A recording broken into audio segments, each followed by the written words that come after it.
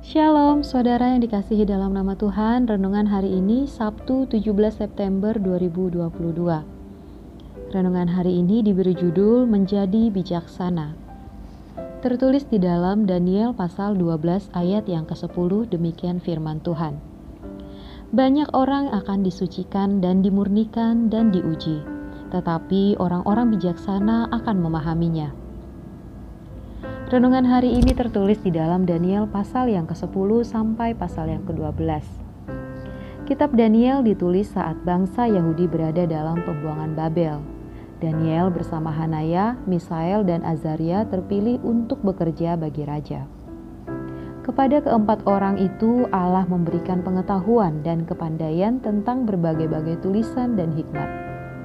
Sedang Daniel juga mempunyai pengertian tentang berbagai-bagai penglihatan dan mimpi. Dalam suatu kesempatan Daniel mendapat penglihatan mengenai keadaan akhir zaman. Sebab banyak orang akan dimurnikan melalui pencobaan-pencobaan serta penganiayaan yang berat. Tetapi orang jahat akan terus berbuat jahat. Dan tidak ada seorang pun dari antara orang jahat itu yang akan mengerti.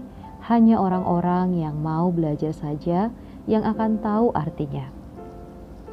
Peristiwa dapur api dan gua singa yang dialami Daniel, Sadrak, Mesak, dan Abednego merupakan gambaran akhir zaman.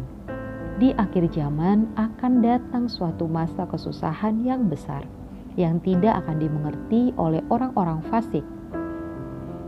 Pada saat itu, orang-orang bijaksana pun akan mengalami masa pengujian, penyaringan, dan pemurnian. Namun demikian, semua peristiwa itu bukanlah suatu kebetulan, sebab Allah bekerja mendatangkan kebaikan, sehingga melalui mereka, bangsa-bangsa bisa melihat kuasa Tuhan yang bekerja atas umat yang tahu menyembahnya. Bagi kita yang hidup di zaman akhir, peristiwa-peristiwa dapur api dan gua singa sedang dan akan terjadi, dengan bentuk yang berbeda-beda. Namun demikian, prinsipnya tetap sama. Maka dari itu, ada beberapa hal yang harus kita lakukan, yaitu tentukan di mana posisi Anda. Banyak orang akan dimurnikan melalui pencobaan-pencobaan serta penganiayaan yang berat. Dan dalam pencobaan-pencobaan itu, jangan salah langkah hingga akhirnya menjadi bagian dari kefasikan. Sebab orang jahat akan terus berbuat jahat, dan tidak ada seorang pun dari antara orang jahat itu yang akan mengerti. Sebaliknya, tetapkan hati dan posisi Anda.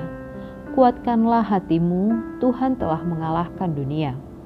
Dan mereka bersama-sama dengan Dia juga akan menang, yaitu mereka yang terpanggil, yang telah dipilih, dan yang setia.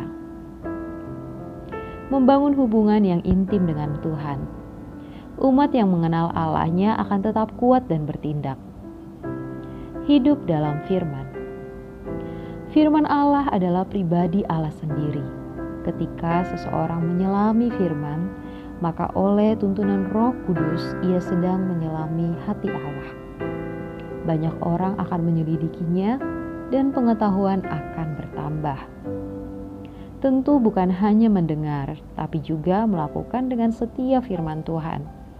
Sebab itulah yang menjadikan kita bijaksana. Mari kita berdoa. Tolong aku Tuhan untuk selalu hidup dalam firman-Mu yang menjadikan aku hidup bijaksana. Amin. Power statement. Sebab itu perhatikanlah baik-baik cara hidupmu. Jangan hidup seperti orang-orang bodoh, hiduplah seperti orang-orang bijak.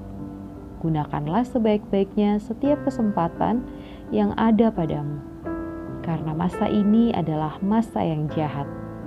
Jangan bodoh, tetapi selidikilah apa yang dikehendaki Tuhan.